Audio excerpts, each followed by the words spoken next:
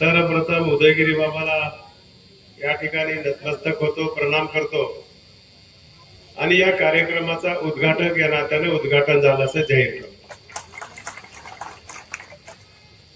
आज उदगीर शहराची परिस्थिती बघितली आपण, सगळ्या क्षेत्रामध्ये उदगीरने आघाडी घेतलेली आहे. उदगीरची ओळख दोन गोष्टींनी पुरी होते. एक तर या ठिकाणचा व्यापार मोठा होता, इथे चांगल्या प्रकारचे खेळाडू होते आणि शिक्षण क्षेत्रामध्ये एक चांगल्या प्रकारचं वातावरण या शहरामध्ये निर्माण झालेलं होतं.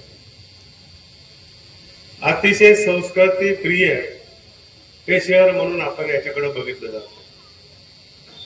उदगीरची खूप मोठी वाढ झपाट्याने झालेली आहे, व्यापारामध्ये झालेली आहे, शिक्षणामध्ये झालेली आहे, आरोग्याच्या क्षेत्रामध्ये झालेली आहे आणि म्हणून आता इथे एक डॉक्टर आपल्याला पुरणार नाही. सुरुवातीच्या काळामध्ये मोरे साहेबांनी खूप चांगलं काम केलं. पुन्हा या उदगीरची ओळख तानाजी मोरे साहेबांनी करून दिली लायन्स क्लबच्या माध्यमातून. पण आता एवढं भरमसाठ उदगीर वाढलंय, कितीही डॉक्टर झाले तर आपल्याला पेशंट कमी पडणार नाही. त्यांचे पिताश्री गोंदाजी पाटील आणि त्यांच्या परिवाराने या लोकांवर प्रेम केलेलं आहे. तसं बघितलं तर हॉस्पिटलला एवढे लोक येत नाहीत. तर डॉक्टर साहेब, तुमच्या पिताजीची पुण्य आणि तुमचं मेहनत एवढे लोक आले. हे काही माझ्यासाठी आले नाहीत, तुमच्या हॉस्पिटलसाठी आले. मी काय इथला रोजच आहे. हे तुमच्या वडिलांनी आतापर्यंत एवढी कमाई म्हणत नाही, मी एक शिदुरी करून ठेवलेली आहे. आणि आपण नशीबवान आहात, एका चांगल्या घराण्यामध्ये जन्मले आहात आणि योगाने तुम्हाला वहिनी देखील डॉक्टर्स भेटलेले आहेत, बीडी डॉक्टर भेटलेले आहेत. मग आता समाजाचं आपल्याला काही ह्याच्या माध्यमातून भलं करता येते का? तो प्रयत्न घेऊन या ठिकाणी डॉक्टर सुदाम साहेब प्रयत्न करणार आहे. कुटीचं तिचं एक पाठ होती, सेम उसासारखीच फॅक्टरी. त्या फॅक्टरीत आम्ही 3 तास होतो, आम्हाला एकदाही सुगंध वास आला नाही. पूर्ण ग्लास पॅक केली, वरच्या मधलं सगळं दाखवलं.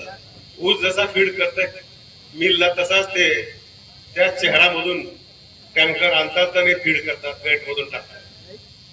आणि ते गोळा करणाऱ्या गाड्या एवढ्या सुंदर होत्या सावकार. आपल्या इकडची ट्रॅव्हल देखील एवढी स्वच्छ नसेल, सुंदर नसेल. संध्याकाळी बोलत असताना मी त्या गाडीवर हात ठेवून उभारलो होतो. मग दुपारी ज्यावेळेस कारखान्यात गेल्यावर लक्षात आलं की ही वेट गोळा करायची गाडी आहे. एवढी चकाचक आणि सुंदर गाडी होती. आपली जर इथून गाडी गेली तर दवाखान्यामध्ये वास येत आहे आपल्या गाडी गेली. त्या लोकांनी त्याच्यावर मात केल्या. एक स्वच्छता 30% रोग आपले कमी करते. हे एकट्याचं काम नाही, सगळ्या समाजाचं काम आहे. प्रशासन याच्यामध्ये सगळ्या गोष्टी आपल्याला सांगतंय, पण आपण ऐकत नाही. त्याची विल्हेवाट व्यवस्थित केली. कोरडा रस्ता इकडं दुसऱ्या अवरला, ज्या त्यांनी डस्टबिन ठेवले तिथे टाकलेला आहे आणि त्याच्यापासून सावकार 3 प्रॉडक्ट तयार केले.